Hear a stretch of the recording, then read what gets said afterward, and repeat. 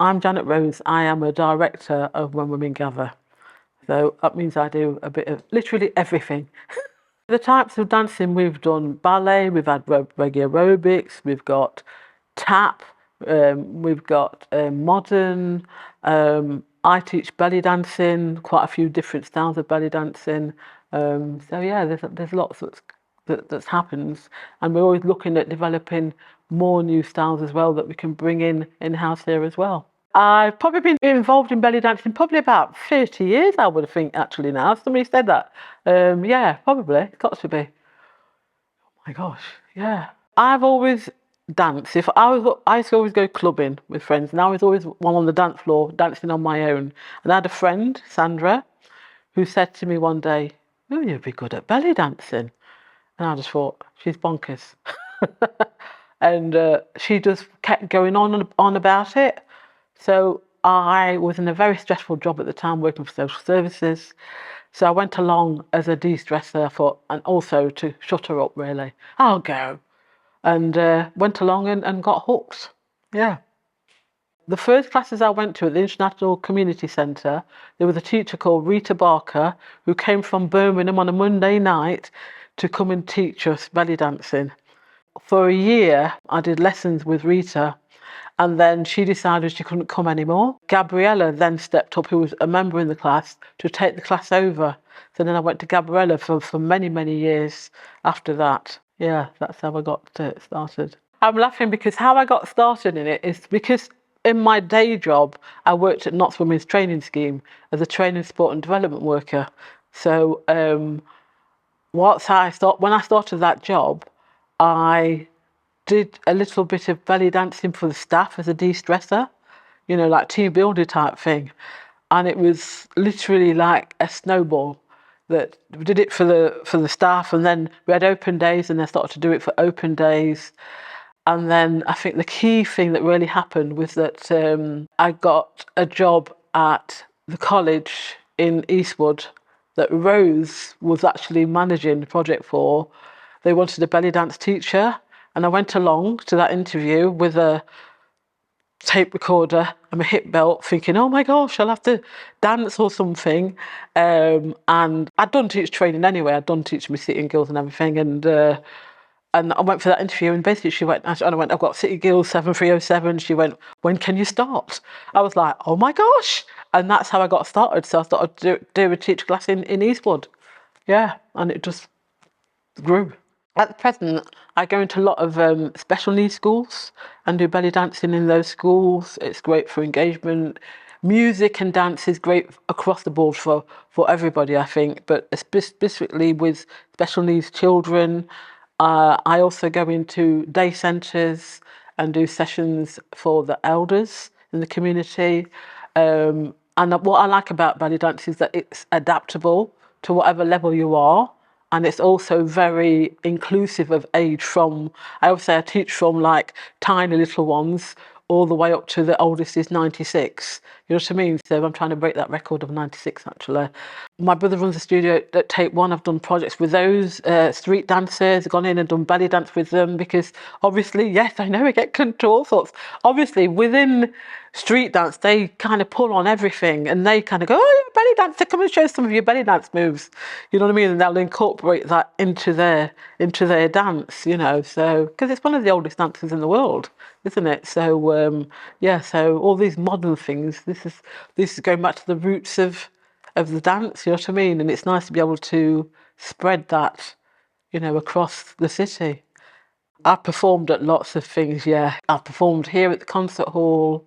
I performed at Albert Hall.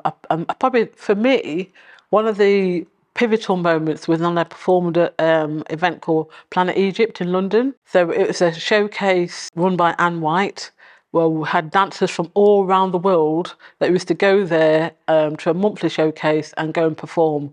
And I was invited to go and dance at that, which was like, wow, I'm dancing at Planet Egypt. It's like amazing. So that was a real landmark in my dance career, I've got to say. Yeah. And they invited me back again. I went twice. I was featured last year in the Northern Arabic Dance Association magazine. They did a 6-page spread on me about my time you know, my dance career, similar to what we're doing today, how I got started, the things I've been involved in. I've also done 2 theatre shows. Forgot to mention that. Both working with Tatiana, we ran 2 theatre shows. We did a whole production, one called Around the World in 80 Days. So we did dance. So each country we went to, it was the dance from that country that we did. You know what I mean? So it's bigger than belly dance, but all sorts of dance. That was a interesting learning curve, I'll say. Lighting, music editing, managing a troupe of 40 people, dynamics, turning up on time, who's late, who's there, who's not come, who's dropped out. You know what I mean? Writing the choreographies, yeah, everything, rehearsals, the whole spectrum. When I first walked into this place, there was something quite magical about it. The energy, I mean, was there straight away. It was like, and I can tell you this, is like a golden space to me. And then having then learnt about Miss Morrison and her journey and what she did here, I truly believe we walk in the footsteps of a giant here. You know what I mean? And we're taking it and continuing that journey and exploring more dance styles outside of belly dance. And I'm also learning different dance styles as well. And I think that's a great legacy for her that's going to be continued. Yeah. Never went to dance classes as a kid. So at home, we always danced at home. I was brought up, my mum was a singer and a dancer just at home, you know what I mean? So if something was on, Top of the Pops was on, when we used to go on the Thursday night, what's Top of the Pops? Come on, Janet, get up! And we'd all get up and we'd all just dance and just sing. You know, at Christmas we'd sing together, we'd dance together. So I come from quite a musical family because my other 2 brothers both run recording studios, and both of them were in breakdancing troupes as well that went around the world doing breakdancing. So there was always some sort of musical dance in our house, and lots of people came to our house to come and congregate and dance and sing and just do stuff. So no, I didn't start dancing till well into my late 30s or something. Yeah. I'd have done no training or exams. The training that I've done is I did teach training. I did my Sitting Guild 7307 because I was a trainer anyway.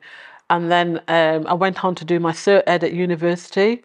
And my specialism was belly dance and personal development. I've got to say that when I said that to the lecturers there, they were a bit like, oh, we've never had a belly dancer before doing this. So I was quite a unique student there in that respect. And all the learning that I've done is I've taken myself off to go and learn with different teachers. I've been to Morocco, I've been to Cairo, I've been to lots of international teachers when they've come over here and trained with them. That's been my learning journey I've developed myself. I also did some learning with a teacher that I worked with for a year called Susie Cooper, who's got a PhD. So 4 of us did a program with her for a year to keep our dancing going and to challenge us and develop ourselves. Because obviously you plateau a little bit, you know what I mean? So I've just always developed my own training program, to be quite honest, yeah. I join in as much as I can with all the dance classes because what really interests me is how dance crosses over. It's like when I did the ballet, first time ever, a few weeks ago, the things that Tina was saying about the ballet and the posture are the same things they say in Oriental belly dance, which was really interesting. I try and join in as much as I can. So I've tried reggae aerobics, I've tried ballet, I'm going to go to circle dance, which I'm really looking forward to next week. I try and do as much as I can, yeah, because I'm interested in dance. I love the fact that it's just such a freeing experience. It's great. We dance together with people, we smile, we laugh, we do the West African dance. I'm in the West African dance troupe as well, Cairo Cafu, which is amazing because I love that style. I've loved that style for years, but to be in the troupe is extra special as well. So my development just goes on, and I'm going to be teaching in Morocco next year. Ka-ching! Can't wait. I'm so excited. I'm going to go out there next June to teach. Yeah. I teach a lot of children. I've been into many schools across Nottinghamshire, even Derby, all over the place. So I teach a lot of children. I used to go into a lot of sure starts as well and do a lot of family events. So yeah, a lot of children.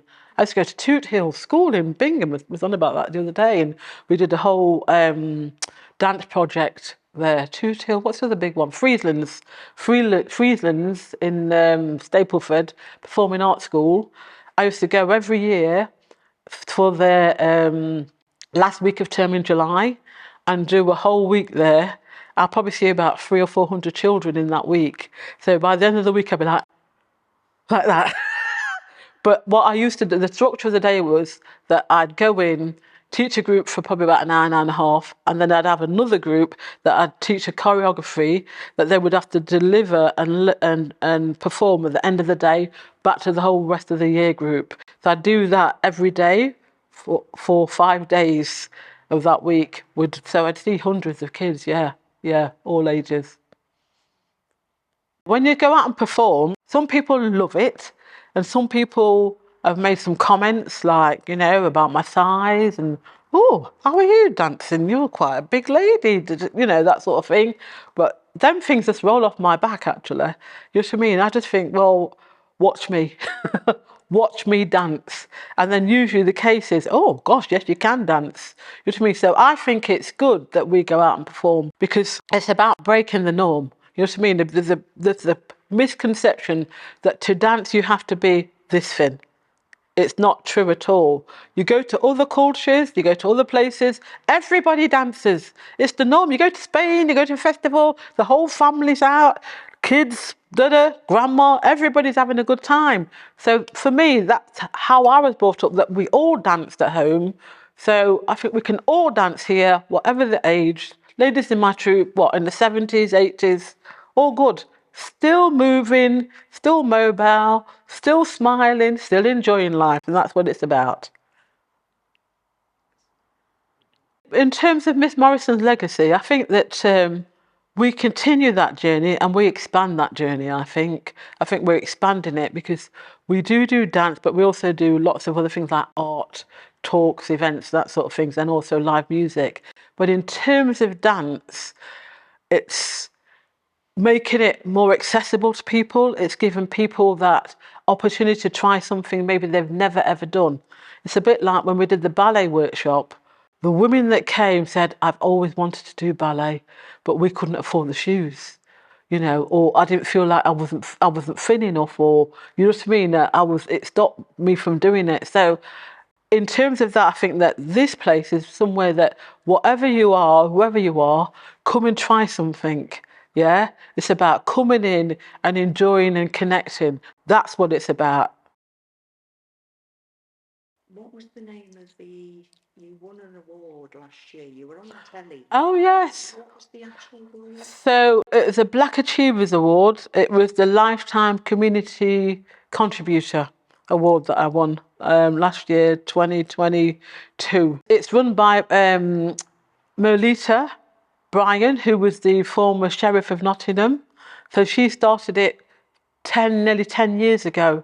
So it's been running for 10 years at that award. So I was nominated by my old boss, Jo Bradley Fortune. She just rang me up one day and she said, I've nominated you for an award. I was like, oh, okay. I didn't even ask her what it was. You know what I mean? I was like, right, fine. And then Merlita then contacted me and said, you've been nominated. There's a panel that looks at all the nominations. Do you want to come along to the awards event at East Midlands Conference Centre? And I thought, oh, okay, I'll go. I thought, I ain't going to win this. I'll go. We'll get blinged up. We'll get our best frocks on. And Richard got a tuxedo, hired a tuxedo and everything. My school friends went with him because because of lockdown as well, we've not been out. So it was really nice to get dressed up. So I sat there at the back and there was all the awards, about 250 people. And mine was the last award. I was thinking, no, I've not won. I didn't even know what category I was in. That's how much I was like into it. I sat at the back. The dress was like this by that time, like that. The wine was flowing like this. You know what I mean? I was like, yeah, I chilled.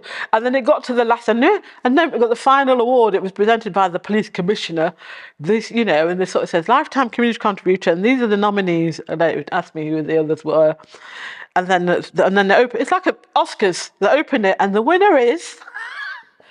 And this lady's done welfare rights and has worked for and has worked for I was like, I swore, fucking hell.